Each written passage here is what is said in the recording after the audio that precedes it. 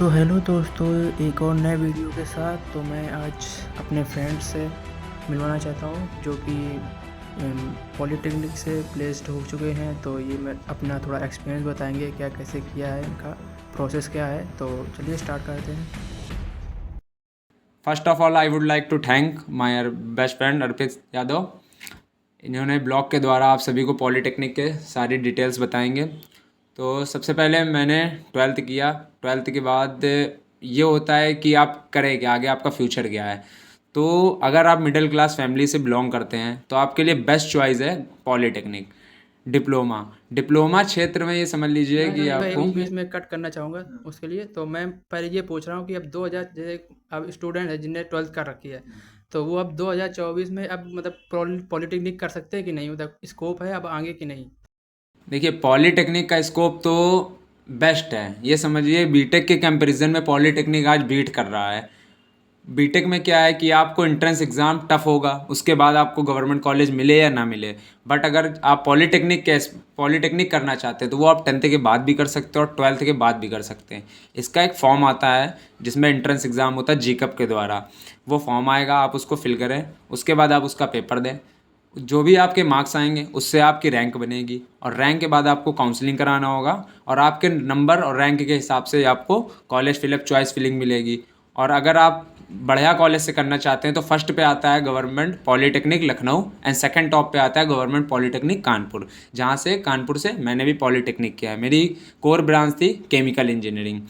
उसके बाद ये 3 साल का कोर्स है डिप्लोमा, जिसको आप 10th के बाद से भी कर सकते हो, 12th के बाद से भी कर सकते हैं। फर्स्ट ईयर में आपको बेसिक पढ़ाया जाएगा जो कि आपके 12th के ही सब्जेक्ट होते हैं, और सेकेंड ईयर में आपको टेक्निकल सब्जेक्ट पढ़ाया जाएगा। उसके बाद फाइनल ईयर में मेन आता है आपको कि आप जितना आपने पढ़ा उसको यूटिलाइज कैसे करेंगे। तो इसलिए सेकंड क्वेश्चन ये और है मेरा कि मतलब बच्चे कौन सी ब्रांच सेलेक्ट करें मतलब इस टाइम 2024। प्रेजेंट टाइम में जो स्कोप है वो है केमिकल इंजीनियरिंग का, जो कि मैंने जिससे ब्रांच से किया था। और इसका स्कोप इसलिए है कि आप सभी जानते हैं केमिकल्स कहाँ यूज़ नहीं है आज की डेट में। फार्मा लाइन में, मेडिकल लाइन में, फूड में, हर जगह केमिकल का यूज़ है। इवन आप हर चीज़ में केमिकल कुछ ना कुछ किसी न किसी फॉर्म में आपको मिलेगा। तो इसलिए केमिकल का सबसे ज़्यादा स्कोप है। और उसके बाद जो ब्रांचेज़ हैं मैकेनिकल, इलेक्ट्रिकल, आईसी, ये मेन ब्रांचेज़ हैं। उसके बाद टेक्सटाइल वगैरह में स्कोप है बट कम स्कोप है। तो आप ये समझ सकते हैं कि केमिकल, इलेक्ट्रिकल, मैकेनिकल की ऑटो, मैकेनिकल की प्रोडक्शन और आपके इंस्ट्रूमेंट एंड कंट्रोल, ये मोस्ट टॉप ब्रांच है। इसमें आपको प्लेसमेंट अच्छी से अच्छी कंपनी मिल जाएगा। बट प्लेसमेंट की भी एक कंडीशन है कि अगर आप गवर्नमेंट कॉलेज से हैं तो उसका इफेक्ट अलग है, और अगर आप टॉप कॉलेज से करते हैं जैसे कि गवर्नमेंट पॉलिटेक्निक टॉप सेकंड पे आता है, यहाँ से अगर आप करते हैं तो यहाँ पर अक्सर अच्छी से अच्छी कंपनियाँ आती हैं। और इस कॉलेज में पूल कैंपस भी होता है जिसमें 500 से 600 रिक्वायरमेंट लोकल कंपनियाँ आ जाती हैं जो कि बैक स्टूडेंट्स को ले जाती हैं। जैसा कि मैं आदित्य बिरला ग्रुप में लुधियाना पंजाब में प्लेसमेंट हो गया है मेरा, प्री प्लेसमेंट जिसको कहते हैं। उसकी क्राइटेरिया ये होती है कि आप मैं 12th। सेकंड थोड़ा मैं वीडियो कट करना चाह रहा हूँ। ये मैं कह रहा हूँ, ये पूल क्या चीज़ कह रहे थे पूल आप। कैंपस ये होता है जिसमें अदर कॉलेजेस के कई कॉलेजेस से बच्चे आते हैं या फिर कई सारी कंपनियां एक साथ आती हैं। जिसमें पूल कैंपस इस तरह से होता है कि अदर कॉलेजेसों के बच्चे आएंगे वहाँ पर, वो कहीं के भी बच्चे इंटरव्यू दे सकते हैं, वो होता है पूल कैंपस। और ऑन कैंपस का मतलब होता है उसी कॉलेज के बच्चे जो एलिजिबल हैं, जिनकी एक स्पेशल क्राइटेरिया रखी जाती है, वो सिर्फ प्लेसमेंट में बैठ सकते हैं और इंटरव्यू दे सकते हैं। हाँ बिल्कुल, पूल कैंपस में बैक हो, आपका गैप हो, या ट्वेल्थ और डिप्लोमा के बीच में गैप हो, या आप ग्रेजुएशन करके डिप्लोमा कर रहे हो, इसमें कोई एलिजिबिलिटी क्राइटेरिया नहीं है। बिकॉज एक तरह से ये रोजगार सबको मिलना चाहिए, इसलिए पूल कैंपस कराते हैं। तो मैं आप सभी को बताना चाहूँगा कि मैं already Aditya Birla group paint division में लुधियाना पंजाब में प्लेसमेंट हो गया है हमारा। जो कि मैंने जो अपने एक्सपीरियंस किया प्लेसमेंट में क्या क्या प्रॉब्लम्स आती हैं सब। देखिए, हमारा 10th जो था वो 80% से था, 12th था वो भी 80% से रहा, और जो पॉलीटेक्निक था वो मेरा फर्स्ट ईयर का पूरा 80% रहा। सेकेंड ईयर में थोड़ा ड्रॉप डाउन हुआ बिकॉज उसमें ब्रांच सब्जेक्ट आ जाते हैं तो नंबर इतने अच्छे नहीं बन पाते। फिर भी मेरा 77 सेकेंड ईयर का रहा, और प्रेजेंट टाइम अभी 5th सेमेस्टर का हमारा रिजल्ट आ चुका है जिसमें मेरा 76 रहा है।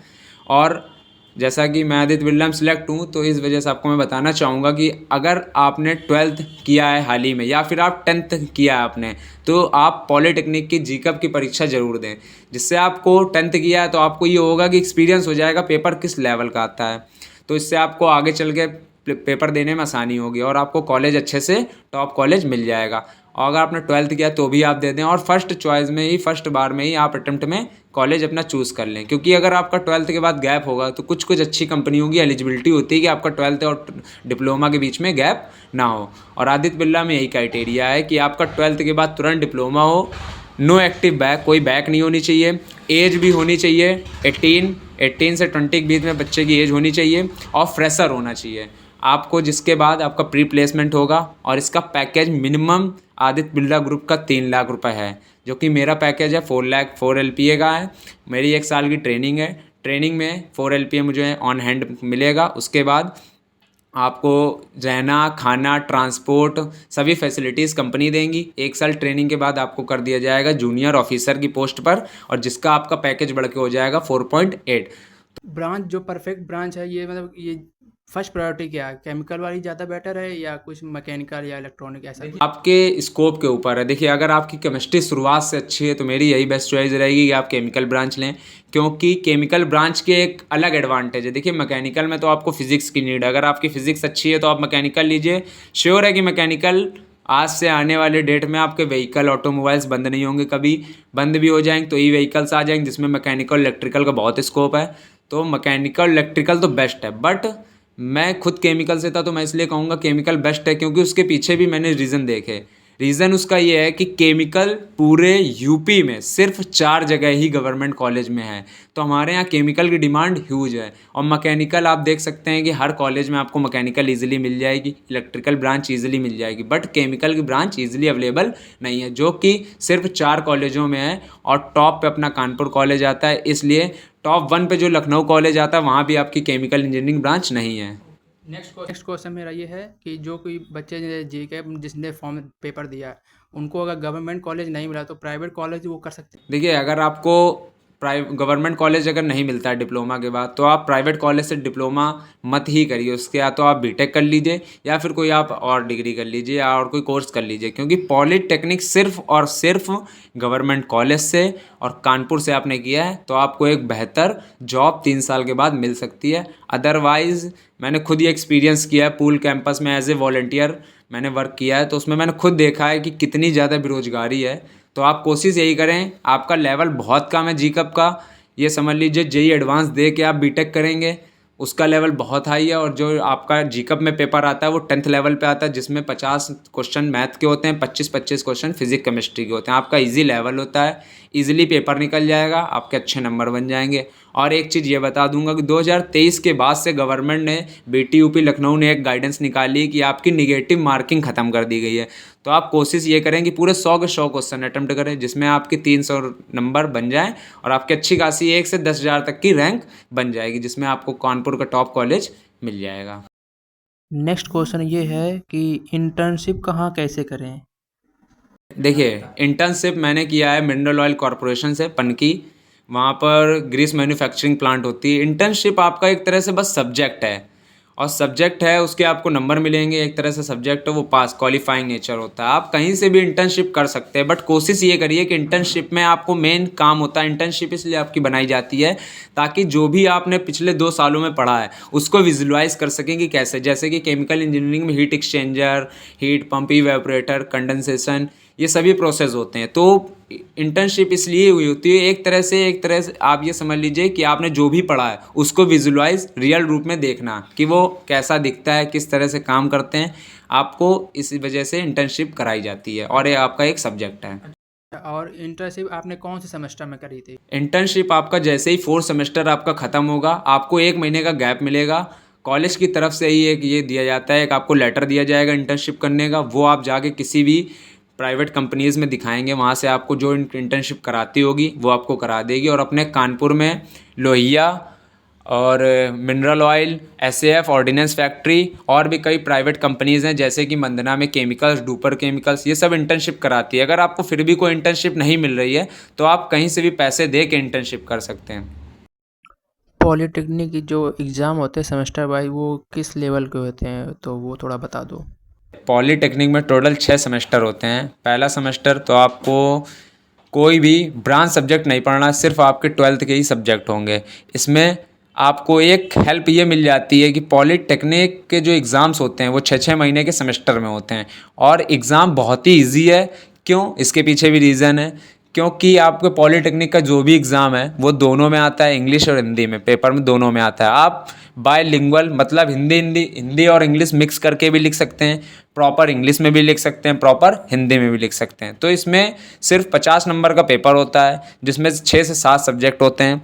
आपको बस 17 नंबर पासिंग लाने होते हैं। 17 नंबर आपकी पासिंग मार्क्स है, बाकी आप जितना अच्छा उसमें कर पाएँ। आपको 17 नंबर से कम आते हैं तो उसको हम लोग बैक कहते हैं, और बैक की वजह से आपको प्लेसमेंट में प्रॉब्लम्स आ सकती हैं। अगर आपकी मान लीजिए फर्स्ट या सेकेंड सेमेस्टर में बैक है तो आप उसको 4th सेमेस्टर तक क्लियर कर लीजिए, बिकॉज 5th सेमेस्टर जैसे ही आप इंटर करेंगे आपको कंपनियां आने चालू हो जाएंगी। तो इसलिए कोशिश ये करें कि अगर आपकी बैक है भी तो 4th सेमेस्टर तक क्लियर कर लें। और मेरे हिसाब से पॉलीटेक्निक में बैक आने की कोई चांसेस ही नहीं है। अगर आप कॉलेज डेली अटेंड कर रहे हैं, डेली थोड़ा बहुत उसके बारे में पढ़ रहे हैं, तो हिंदी और इंग्लिश में मिक्स करके लिखने में कोई प्रॉब्लम नहीं है। जैसे आप व्हाट्सअप पे लिखते हैं वैसे ही आप इसमें लिख सकते हैं कॉपी में, आपकी कॉपी अच्छे से चेक होगी। बस टेक्निकल वर्ड्स का यूज़ करें तो आप 17 नंबर आराम से ला सकते हैं, जिसमें से आपको पेपर बहुत ईजी आता है। 15 क्वेश्चन आते हैं हर पेपर में फिक्स है, जिसमें से आपको ऑप्शनल होता है 10 क्वेश्चन करने होते हैं। तो इसमें नंबर लाना तो ईजी है। फर्स्ट ईयर में तो ऐसे ही आपके 12th के ही सब्जेक्ट हैं, सेकेंड ईयर में आपके ब्रांच सब्जेक्ट आ जाएंगे। तो इसमें ज़्यादा कुछ है नहीं, बस आपको कोशिश ये करनी कि डेली कॉलेज अटेंड करें। पूरा एक सेमेस्टर तो वैसे 700 नंबर का होता है, जिसमें से आपके most of the number college के हाथ में होते हैं, आपके इंटरनल नंबर, आपके वाइवा नंबर। तो कोशिश ये भी करें कि जो बच्चे रेगुलर कॉलेज नहीं जाते हैं या जो करने वाले हैं आगे, वो बच्चे डेली कॉलेज जाएं, जिससे आपके इंटरनल नंबर अच्छे हों और आपकी परसेंटेज अच्छी हो। मिनिमम 60% से ऊपर तो होने ही चाहिए हर बच्चे के, वरना वो प्लेसमेंट के लायक भी नहीं, उसको प्लेसमेंट अच्छी कंपनियों में बैठने को भी नहीं मिलेगा। और इसी के साथ आपके जो सेमेस्टर एग्ज़ाम होते हैं उसके तो नंबर आपके 300 नंबर होते हैं। बाकी जो 700 नंबर का पूरा ये प्रोसेस होता है, 400 नंबर आपके कॉलेज के हाथ में होते हैं। तो इसलिए कोशिश यही करें कि आप डेली कॉलेज जाएं। डेली कॉलेज जाने से आपके इंटरनल नंबर तो अच्छे होंगे ही होंगे और आपके बैक लगने के चांसेस बिल्कुल ही ख़त्म हो जाएंगे। ओके, मेरा नेक्स्ट क्वेश्चन ये है, जिस कंपनी में तुम्हारी प्लेसमेंट लगी है तो उसके बारे में थोड़ा बताओ, क्या कैसे? देखिए, आदित्य बिरला में मेरा प्लेसमेंट हुआ है, पेंट सेक्शन मुझे मिला है और लुधियाना पंजाब मुझे जाना है। जिसमें जो मेरा ये प्लेसमेंट हुआ उसको कहते हैं प्री प्लेसमेंट, बिकॉज मेरी अभी तक अच्छा रिजल्ट रहा है 12th तक भी। उसके बाद मेरा 4 सेमेस्टर का बिना बैक के 80% से 70% इस तरह से रिजल्ट रहा है।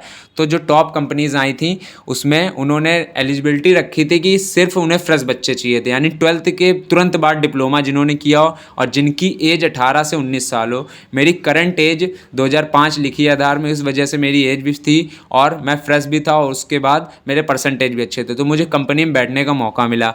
अब इसका प्रोसेस इस तरह से था, सबसे पहले शॉर्ट लिस्टिंग होती है कि आपके डिप्लोमा नंबर वगैरह से इस तरह से शॉर्ट लिस्ट करते हैं। उसके बाद आपका एक टेस्ट होता है कॉमन एंट्रेंस टेस्ट, उसमें आपका रिटन टेस्ट होगा। जो बच्चे उसमें क्वालिफाई होंगे वो फर्स्ट राउंड इंटरव्यू के लिए बुलाए जाते हैं। आपका फर्स्ट राउंड इंटरव्यू होगा, कुछ बच्चे वहाँ से हटा दिए जाएंगे और उसके बाद फिर सेकंड राउंड इंटरव्यू होगा, फिर वहाँ से भी कुछ बच्चे हटाए जाएंगे। इस तरह से आपका एक फाइनल इंटरव्यू होता है, यानी कुल मिला के आपके total 3 interview Aditya Birla company लेती है, जिसमें से आपको 250 बच्चे शॉर्ट लिस्ट होते हैं अगर पूरे कॉलेज से। तो वो फाइनल सिलेक्शन पहुँचते पहुँचते 5 से 7 ही बच्चे बचते हैं। तो आपकी टॉप मोस्ट कंपनीज़ हैं, इस वजह से ये इतना लंबा प्रोसेस करती है, क्योंकि उन्हें अच्छे से अच्छा बच्चा चाहिए। और ये जॉब नहीं देती है, ये 1 साल की ट्रेनिंग कराती है, जिसमें आपको 4 लाख, 3 लाख, 3.5 लाख इस तरह से पैकेज देती है, जिसमें से रहना, खाना, ट्रांसपोर्ट सब कंपनी का होता है। उसके बाद आपको फिक्स कर देगी जूनियर ऑफिसर के पोस्ट पे, उसके बाद आपका पैकेज इंक्रीज़ हो जाएगा। इस तरह से 250 बच्चों में 5 से 7 बच्चे हमारे यहाँ सिलेक्ट हुए थे, जिनको एक तरह से पहले ही प्री प्लेसमेंट मिला है।